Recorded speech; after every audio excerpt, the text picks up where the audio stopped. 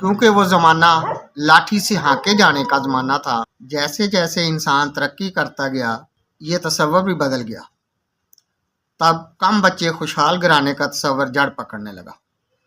بڑھتی آبادی کو لگام دینے کے لیے محکمہ خاندانی منصوبہ بندی قائم کیا گیا تاکہ خاندانوں کی افرادی قوت کسی تنظیم میں رہ کر خوشحالی کے دامن سے وابستہ رہ سکے۔ افسوس اس محکمے کو باقی محکموں سے ہم آہنگ نہ کیا گیا تاکہ تمام شعبوں کے ثمرات خاندانوں تک پہنچ جائیں۔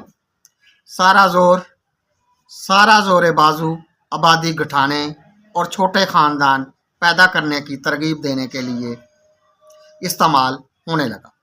اسی وجہ سے اس کی افادیت کو لوگوں نے شک کی نظر سے دیکھنا شروع کر دیا۔ احباب منصوبہ بندی اور ترقی اس حقیقت کو سمجھ گئے